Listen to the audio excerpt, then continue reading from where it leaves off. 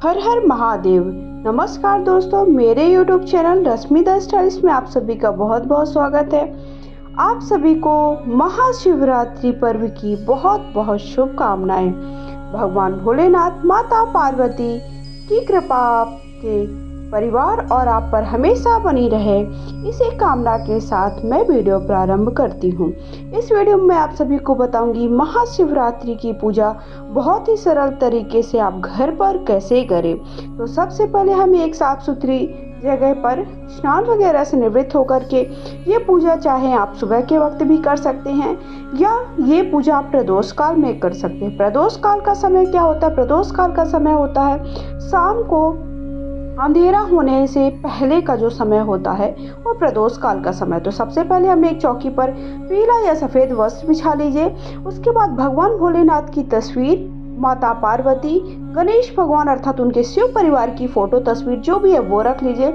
उसके बाद आप शिवलिंग रख लीजिए। एक मैंने थाली रखी है, उस पर एक बेलपत्र रखी है, उसके ऊपर भगवान शिव की शिवलिंग रखी है। और मेरे पास नंदी जी नहीं थी, इसलिए मैंने सुपारी पे कलावा लपेट कर नंदी जी का भाव लेते हुए नंदी जी उन्हें मान लिया है।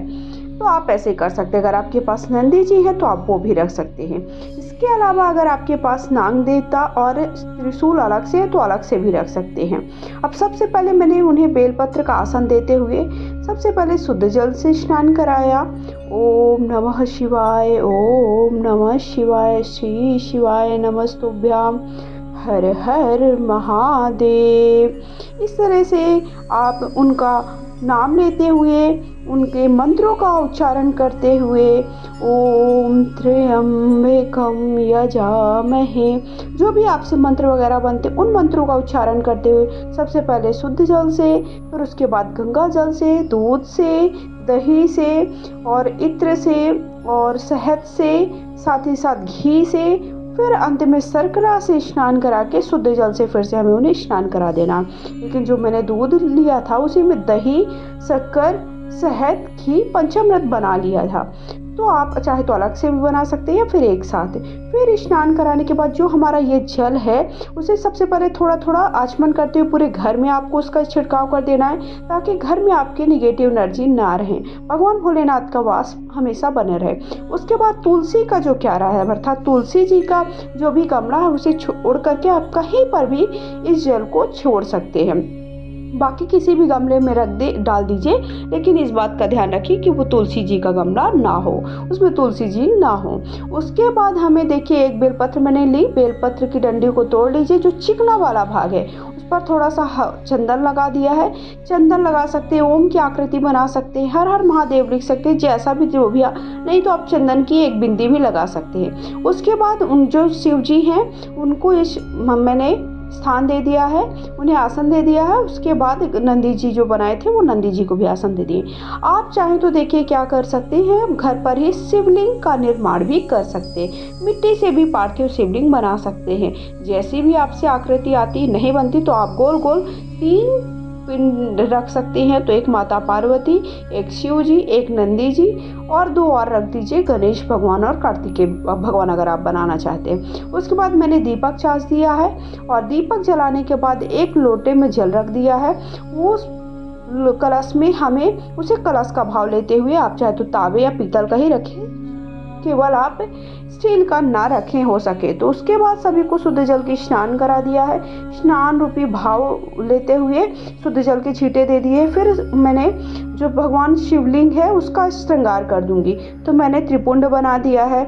फिर उसके बाद जो गणेश भगवान है, कार्तिकेय जी हैं, माता पार्वती हैं, तो सभी को मैंने चंदन लगा दिया है। और माता पार्वती को और भगवान जो भोलेनाथ को छोड़ करके सभी को हम हल्दी कुमकुम लगा देंगे। केवल भगवान भोलेनाथ को हमें हल्दी कुमकुम नहीं लगाना है, उन्हें चंदन लगाना है।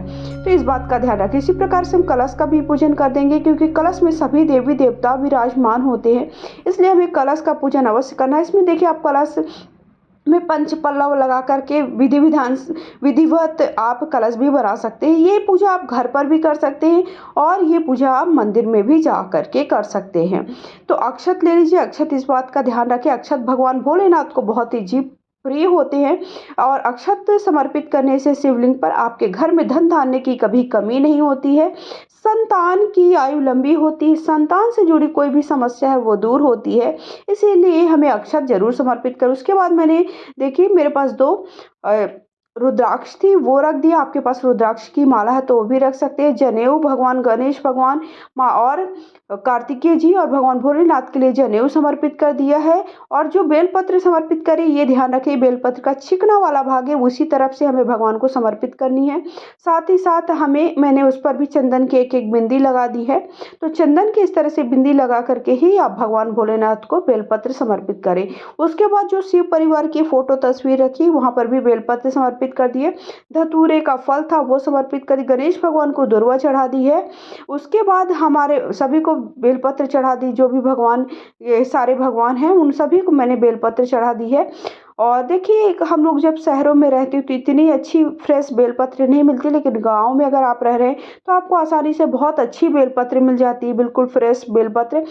देखिए हमें इस बात का ध्यान रखना है कि हमें शिवरात्रि के दिन बेलपत्र नहीं तोड़नी है। तो आप एक दिन पहले ही बेलपत्र तोड़कर रख दीजिए। फिर उसके बाद समी पत्र मैंने चढ़ा दी है। समी पत्र भी बहुत ही ज़्यादा प्रिय होते हैं भगवान भोलेनाथ को। उसके बाद भगवान भोलेनाथ को मैंने जो शिवलिंग बनाई है उस पर जनेऊ समर्पित कर दिया। वस्त्र के भाव से उन्हें कलावा समर्पित कर दिया।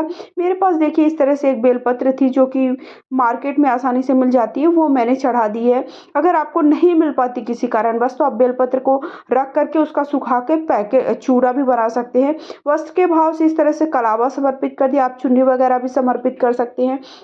या फिर आपके पास कोई सफ़ेद वस्त्र है, जैसे कि हमारे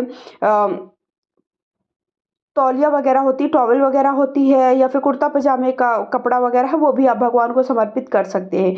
उसके बाद इस तरह से पुष्प समर्पित कर दीजिए। भगवान भोलेनाथ को सफ़ेद पुष्प बहुत ही ज़्यादा प्रिय होते हैं, तो सफ़ेद पुष्प मैंने समर्पित कर दिया है। लाल पुष्प अगर हो तो माता पार्वती को लाल पुष्प, भगवान गणेश भगवान को अगर हो सके तो आप गुड़हल का पुष्प मिल जाए, जैसा भी जो भी आपको मिल जाता है। देखिए आसानी से जो चीज़ें मिल जाए वो आप चढ़ाइए, नहीं है तो भगवान भोलेनाथ केवल 1 लोटे जल से ही प्रसन्न हो जाते हैं।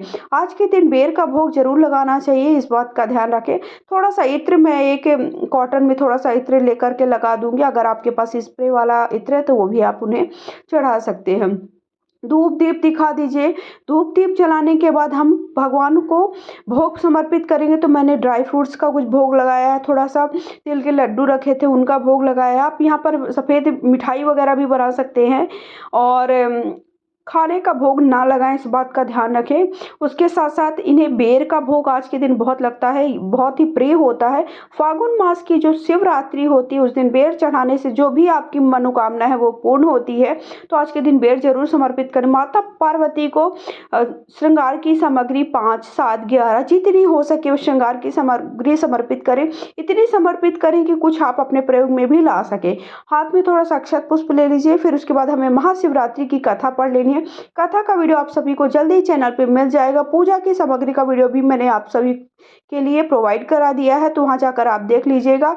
अंत में प्रेम पूर्वक हमें धूप दीप से हो सके तो आप आरती करें और यथासंभव दक्षिणा पूजा में जरूर समर्पित कर दें। पूजा में हुई भूल चूक की माफी के लिए भगवान से प्रार्थना करें। और हमें भोग में देखिए मौसमी फल हैं, जो भी अगर फल वगैरह भी मिल जाते हैं वो भी आप चढ़ा सकते हैं। तो इस तरह से हमें प्रेम पूर्वक देखिए भगवान की और माता पार्वती से प्रार्थना करना कि हमारा सौभाग्य अखंड बना रहे। और जिस तरह से आपका प्रेम विवाह सफल हुआ उसी तरह हमारा भी विवाह सफल हो, उसमें कोई भी किसी भी प्रकार की परेशानी ना आए। इस तरह से उनसे प्रार्थना करते हुए हमें महाशिवरात्रि की पूजा करनी है। अब मैं अगला वीडियो आप सबके साथ शेयर करूंगी कि महाशिवरात्रि में जो चारों पहर का पूजन है वो हमें कब करना है, कैसे करना है, पूजा में क्या खाना है क्या नहीं खाना है। पूजा की सामग्री का वीडियो जाकर चैनल में देख लीजिएगा। अगर वीडियो थोड़ा भी पसंद आया है तो लाइक शेयर करके चैनल को सब्सक्राइब करके कमेंट बॉक्स में हर हर महादेव अवश्य लिखिएगा। ओम नमः शिवाय।